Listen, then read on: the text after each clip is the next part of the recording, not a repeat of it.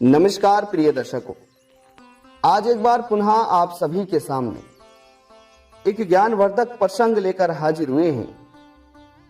दर्शकों, एक बूढ़ी माँ ने 4 बातें बताई हैं और अगर आज के इस प्रसंग में आपने एक बूढ़ी माँ के द्वारा बताई गई इन 4 बातों को सुन लिया तो जीवन में कभी गरीब नहीं रहोगे। और इन 4 बातों को आप अपनी संतान को अवश्य सुनाइएगा। तो प्रिय दर्शकों, आज का हमारा जो प्रसंग है यह बड़ा ही ज्ञानवर्धक और बड़ा ही प्रेरणादायक है, इसलिए आप सभी इस प्रसंग को पूरा जरूर सुनिएगा। दर्शकों, अगर हो सके तो इस चैनल को सब्सक्राइब कर और बेल आइकन को प्रेस अवश्य कीजिएगा ताकि हमारी आने वाली हर नई वीडियो का नोटिफिकेशन आप सभी को समय समय पर और सबसे पहले प्राप्त हो सके।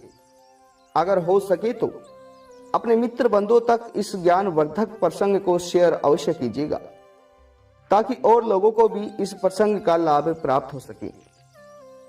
तो दर्शकों, आइए जानते हैं बूढ़ी माँ ने बताई यह 4 बातें जिन्हें अपनी संतान को अवश्य सुनाइएगा। दर्शकों, एक समय की बात है, एक नगर में एक किसान रहा करता था।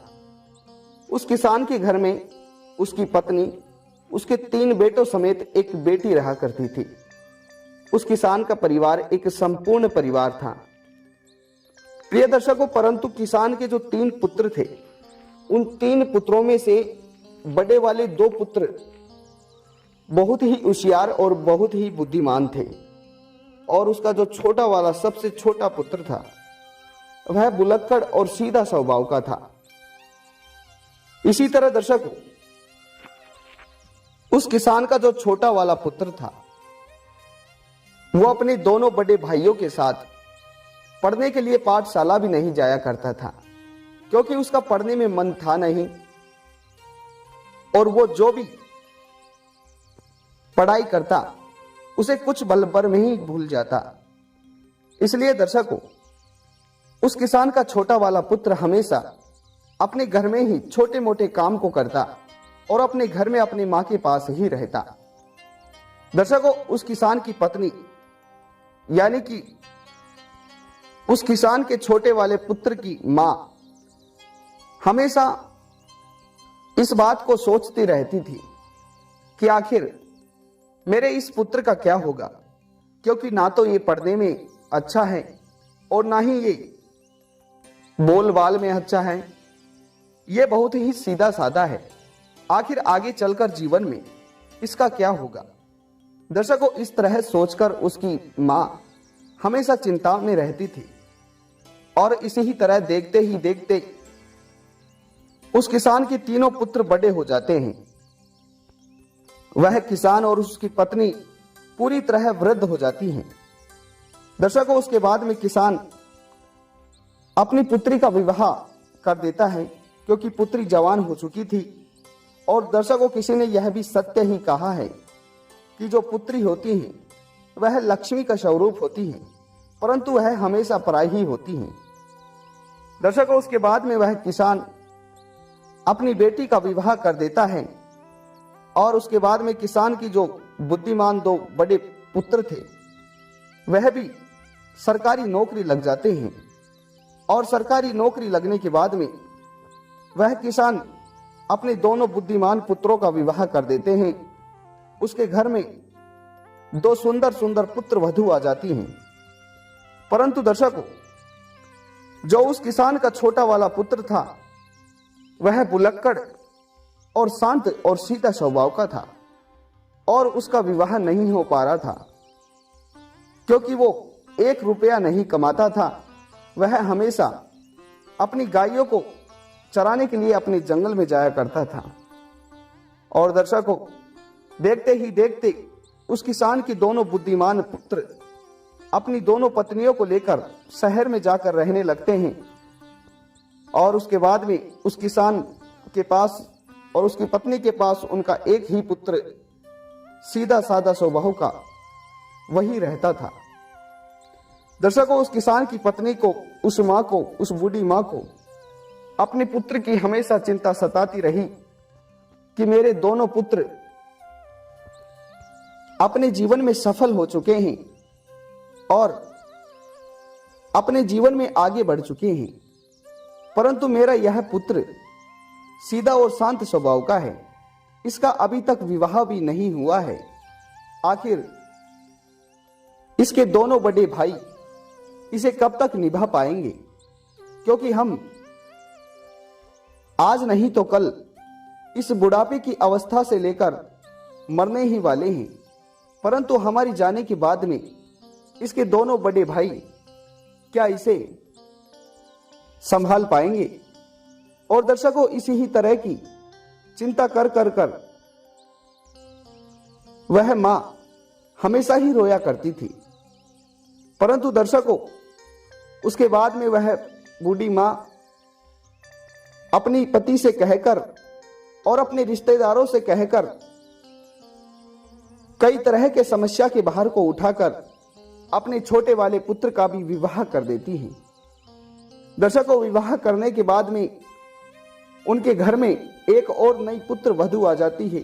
पुत्र वधू आने के बाद में वे किसान और उसकी पत्नी वो दोनों ही बूढ़े हो चुके थे, परंतु वह अपने जीवन में बहुत खुश थे कि हमारी एक ही मुराद थी, हमारी एक ही इच्छा थी कि हमारे छोटे वाले पुत्र का विवाह हो, इसके भी पुत्र वधू आए और यह अपने जीवन को सुखी सुखी व्यतीत कर सके। परंतु दर्शकों, उसके बाद में किसान की वृद्ध अवस्था हो चुकी थी, उसमें बुढ़ापा आ चुका था और एक दिन बुढ़ापे के कारण वह किसान भी बीमार होकर स्वर्ग लोक को चल बसता है। किसान की मृत्यु हो जाती है। किसान की मृत्यु होने के बाद में कुछ दिनों के बाद ही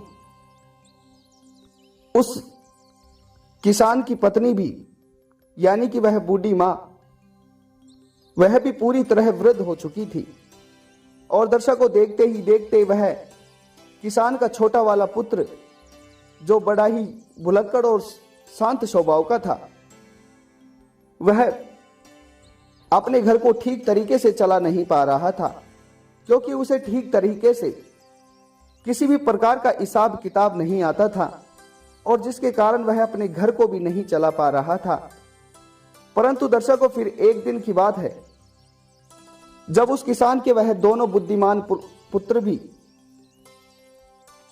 अपने गांव में आते हैं। अपने गांव में आने के बाद में जब अपने घर में आते हैं तो वह दोनों ही पुत्र और उनकी पत्नियां सर्वप्रथम अपनी मां से मिलते हैं, अपनी मां का आशीर्वाद लेते हैं और कुछ दिन तक वहीं पर रहते हैं।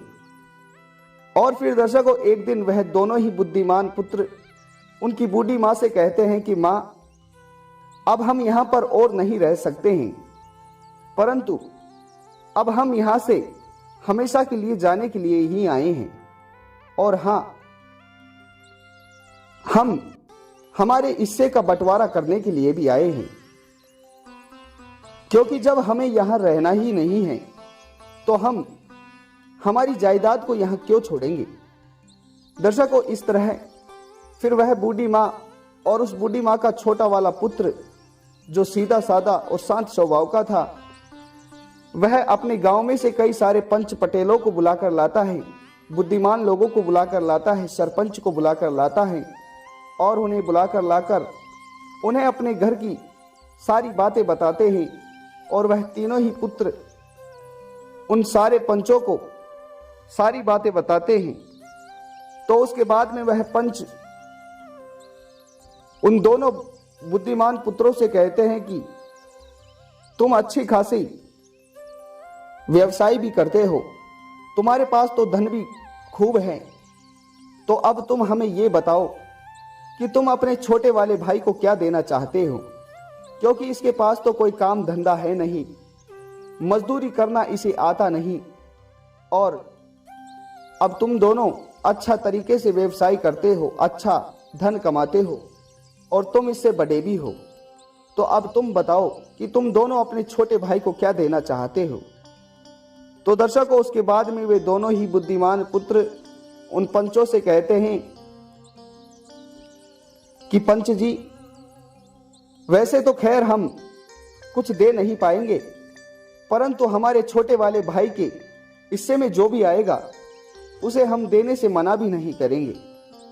और दर्शकों, उसके बाद में वे दोनों ही बुद्धिमान पुत्र अपने हिस्से की जमीन ले लेते हैं और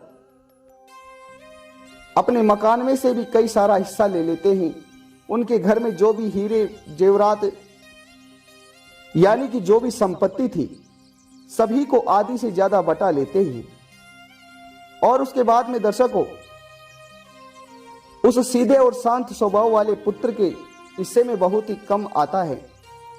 तो वह शांत स्वभाव वाला पुत्र फिर अपने दोनों भाइयों से कहता है कि भाइयों, मुझे कुछ नहीं चाहिए और जो मेरे हिस्से में आया है उसे भी आप रख लो, मुझे इसकी कोई जरूरत नहीं है, क्योंकि मेरे हिस्से में मेरी माँ और मेरे हिस्से में मेरी बहन है और यही दोनों मेरा सबसे बड़ा धन है। इन्हें ही पाकर मैं सर्व संपन्न हूँ। मुझे और किसी भी प्रकार के धन की लालसा नहीं है।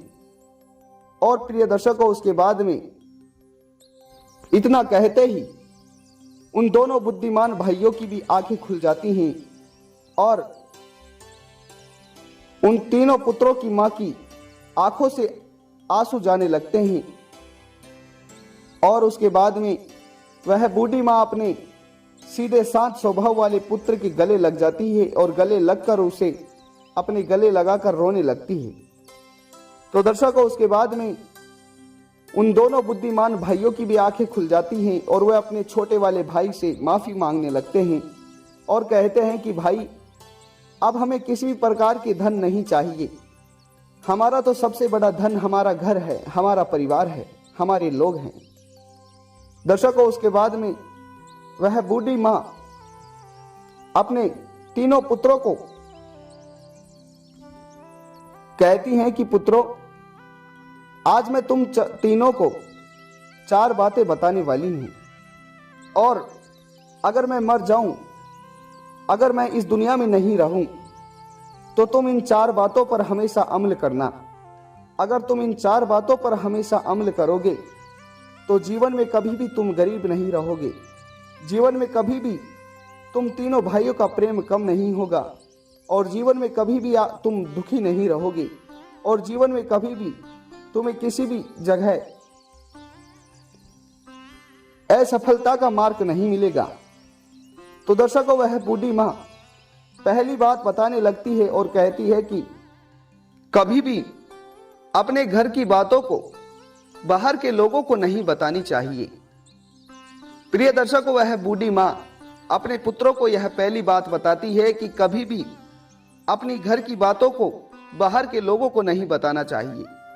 चाहे आपके घर में कंगाली हो, चाहे आपके घर में अमीरी हो और चाहे आपके घर में खाने को दाना ना हो, तब भी बाहर के लोगों को घर की बातें नहीं बतानी चाहिए। क्योंकि कहते हैं कि अगर आप अपने घर की बातों को बाहर के लोगों को बता दोगे तो बाहर के लोग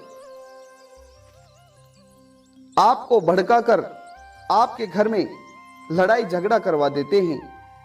बाहर के लोग आपका मजाक उड़ाते हैं। अगर आप अपनी घर की बातों को, अपने घर के छोटे छोटे झगड़ों के बारे में बाहर के लोगों को बता देते हैं तो समाज में मान और प्रतिष्ठा कम हो जाती है। दर्शकों, उसके बाद में वह बूढ़ी मां दूसरी बात बताती है और कहती है कि पुत्रों, कभी भी तुम तीनों पुत्र या फिर कभी भी भाइयों में और कभी भी परिवार में प्रेम कम नहीं होना चाहिए। क्योंकि कहते हैं कि बंदी बुहारी लाख की, बिखरिया पाचे खाक की। अगर तुम या फिर एक परिवार हमेशा एक दूसरे से बंधा हुआ होता है तो उसे कोई भी तोड़ नहीं पाता है। अगर तुम तीनों ही भाई एक दूसरे की ओर ईर्ष्या करोगे तो लोग तुम्हें और भी ज्यादा भड़काकर तुम्हें आपस में ही मरवा देंगे। इसलिए कभी भी घर और परिवार में प्रेम कम नहीं होना चाहिए। दर्शकों, उसके बाद में वह बूढ़ी मां तीसरी बात बताने लगती है और कहती है कि पुत्रों, कभी भी अपने घर का छोटा या फिर बड़ा फैसला अपनी पत्नियों के द्वारा नहीं करना चाहिए, क्योंकि घर का मुखिया एक पुरुष ही होता है और इसीलिए हमेशा घर का फैसला एक पुरुष को ही करना चाहिए। दर्शकों, उसके बाद में वह बूढ़ी मां चौथी और अंत की बात बताने लगती है और कहती है कि पुत्रों, हमेशा एक इंसान को धन कमाना चाहिए, परंतु उस धन का आदि नहीं होना चाहिए, क्योंकि धन और लक्ष्मी और वैभव और सुख और समृद्धि एक ऐसी चीज होती है जो एक मनुष्य के पास कुछ क्षण के लिए ही होती है, परंतु जो लालच होती है वह एक मनुष्य के पास हमेशा होती है, और वह लालच तब ही खत्म होती है जब मनुष्य को सद्मार्ग से गलत मार्ग पर वह लेकर जाती है। तो दर्शकों, फिर यह बूढ़ी मां इन 4 बातों को बताती है और उस बूढ़ी मां के तीनों पुत्र अपनी मां के द्वारा बताई गई इन 4 बातों पर अमल करते हैं। तो दर्शकों, इन 4 बातों पर आप भी अवश्य अमल कीजिएगा। और दर्शकों, यह कहानी आप सभी को कैसी लगी कमेंट बॉक्स में अवश्य बताइएगा, और मिलते हैं अगली वीडियो में। तब तक अपना ख्याल रखिएगा। धन्यवाद जी, नमस्कार।